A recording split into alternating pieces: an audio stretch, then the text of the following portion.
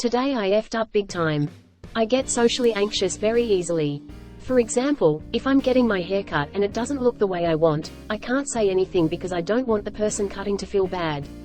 This inability to say something got me into a weird situation yesterday. I was driving on the highway, heading home. I noticed there were a lot more cars than usual for the time of day, and they were all going super slow. I figured it was traffic from construction. After about a mile of this, I was still in this very slow line of cars following each other. The cars started getting off at my exit, so I followed them. It was at this moment I realized I was in a funeral procession. The cars started approaching the intersection at the exit, and police blocked it off so that the procession could stay together. All the cars were turning left at the light, but I needed to go right to go home.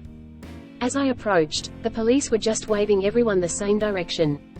I rolled my window down and started to speak, but the officer didn't hear me and just kept yelling, "This way, keep up." I decided to just go left with the rest of the cars. I couldn't get out of this procession, and I wound up following them all the way to the home they were going to. People near the home were helping people find parking spots, and once again, a gentleman guided my car into a spot, and I was too anxious to say anything. I got out of my car, and started heading towards the house with the other grievers. Everyone was dressed super nice, except for me, in a tie-dye t-shirt and athletic shorts. I walked into the house, everyone was staring at me, but no one said anything. I didn't know what to do at this point, so I ate some of the food for the guests. Eventually, this woman started talking and making an announcement. Turns out her father had passed, and we were in his house. She told everyone her and her siblings had gone through most of the stuff in the house, but needed everything out of it in a few days because new tenants were moving in. They told everyone from the funeral to take anything they wanted that was left, any furniture, decorations, pictures, etc. People started going through this guy's stuff, and taking what they wanted. I saw a few things I liked, and I took them. I brought him back to my car when other people started leaving, and now I have this random guy's stuff from a funeral I wasn't supposed to be at. Today I effed up by not being honest with my wife about our money. I, 21 meters, haven't told my wife, 22F, all the strings I pulled to make our wedding happen. We got married young, which I know some people are against, but I don't regret it. I plan on spending forever with my wife. The problem has been how we afforded to get married. I bought her engagement ring in my credit card and paid it off over a year when I was 19. When it came to wedding planning, my parents were willing to pay for half of the wedding and expenses, and her parents were willing to take the other half. This was perfect, as our wedding wouldn't have been able to happen otherwise. After my parents made the first payment, my mill got in an accident and it drained their money. Insurance still hasn't paid out years later, it's in lawsuit still. This put the other half of the wedding on me to pay for. I picked up extra job and was working any time I wasn't sleeping, but when you're young and inexperienced, it's hard to get a good paying job. I ended up taking a loan to finish the last few thousand of the wedding, as if I didn't my parents would have lost all their money. No refund policy for venue and vendors. I didn't tell my wife this as to not stress her out, and I always meant to, but I never brought myself to do it. After we got married, I wanted to spoil my wife with whatever she wanted to keep her happy. I was raised dirt poor, and remembering how miserable everyone in my family was, I didn't want that for her. While in college, I went out and worked most nights and weekends instead of studying, and bought wife a car, even though the payments are a decent bit of what I make. I forgot about my loan for the wedding until I got the bill for it, and now I'm not sure what to do. I'm working 3 jobs and I'm missing class constantly to go drive DoorDash and do any odd jobs I can find. I've recently realized I'm not going to pass this semester and need to retake. I don't know how to tell her we're already on debt. She works too, but again young and inexperienced, so our pay is little. I'm searching for new jobs to try to make more, but I'm scared to tell her just how bad it is. Her car is going to be taken by the bank, and I'm not sure what happens to loans when you miss this many payments. I wish I was open from the beginning and was more realistic in my spoiling of my wife, cause now I wouldn't be surprised if she leaves me. Today I effed up by choosing the wrong friend a year ago. For context, last year I, 23F, had to make a choice between 2 of my guy friends, John, 23M, and Henry, 19M. I would admit John was a loyal friend. He never once argued with me or talked shit behind my back. He respected my boundaries and was extremely apologetic, even to things he never even did. My only problem was that last year he was becoming more and more mentally unstable. He never lashed out, but he had a few mental breakdowns, most of which was because of Henry. Due to our other friends growing tired of his depression and the fact they liked Henry more, they decided to drop him from our group, but to do that they accused him of so much things and refused to hear his side, so he left and moved away from us. I have not heard from or seen him since. I did tell him we can still chat, but I don't know why he won't talk to me. Henry on the other hand is cool and loved by everyone except John.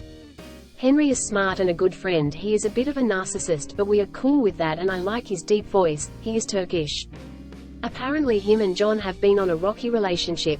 John was the only one open about his dislike. They would be cool for a while, but Henry is still salty, mainly because Henry always gave him a bad vibe and would go out of his way to antagonize John for no reason. John always told us about Henry's behavior and how his toxic nature will show soon, but me and my friends just accused him of jealousy. Apparently we were wrong to not listen to John last year.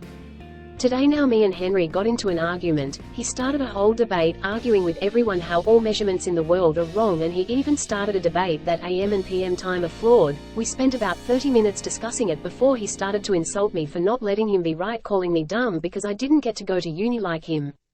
I broke into tears and everyone told him to apologize, but just like he did with John, he told me it was my own fault and refusing to take responsibility.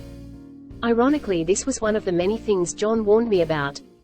It was then I realized I chose the wrong friend. Today I effed up by breaking into a stranger's house. So, I had taken a late flight back from a work trip. I got to the airport around midnight. My house was 2.5 hours away, but my sister lived 45 minutes from there. She had suggested I stay with her for the night. I had never been to her house. She said she'd be asleep but texted me the address and what part of the house I would be in. I got directions off maps and arrived near 1 a.m. I double-checked the address from my text against the address on the door and then went inside. The door was unlocked. I saw the stairs up to the bedrooms, but also noticed the lights were on and there was talking right around the corner. So I, luggage in hand, walked around to say hi to my sister. And walked in on a couple I had never seen before sitting in their kitchen. I was like, oh, hi. I don't think I'm in the right house. I'm going to go now, sorry. And the guy was like, yeah, you are not in the right house. He wasn't threatening, but obviously not happy either. I'm just really glad they were still up and I didn't try and walk into one of the bedrooms. And also that they were not carrying at that time. I went outside and called my sister, waking her up, and she immediately realized I was at the house next to hers and that she'd given me the wrong address, house number off by 2.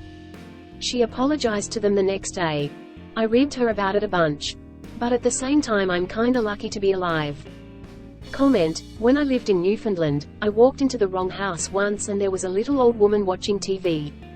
She noticed me and got a bit of a fright, and I apologized profusely for entering the wrong home. In typical Newfie grandmother fashion, she made me a cup of tea and we sat down for a talk. Turns out, she knows my cousins through her own children. When the community has less than 450 people, they tend to know everyone. Today I effed up by taking my new mug to work. It was my birthday, and my wife surprised me with a gift that she knew I'd love, a large, all-black coffee mug. I was thrilled, as I'm a big fan of oversized mugs. Little did I know, this gift was about to become my Today I effed up story. This week, I decided to take my new mug to work with me. It's a thing people do in my office. I got to work, got settled in and decided to treat myself to a morning brew. I made myself a cup of coffee and walked back to my desk with my new mug in hand. That's when things took a turn for the worse. My colleague looked at my mug and just burst out laughing. I was confused until he pointed out that my mug was a little not safe for work. It turned out that what my wife had bought me was one of those novelty mugs that reveal a picture when hot liquid is poured into them. It just so happens that the picture that this mug revealed was a picture of my wife, flashing her lady lumps. I immediately turned red and then burst out laughing. I sent a picture of myself holding the mug at work to my wife, to let her know of the situation that she had caused. She was horribly embarrassed, but also hysterical at the idea of me unknowingly taking it to work. What made it worse was that my colleague that saw the mug actually knows her quite well.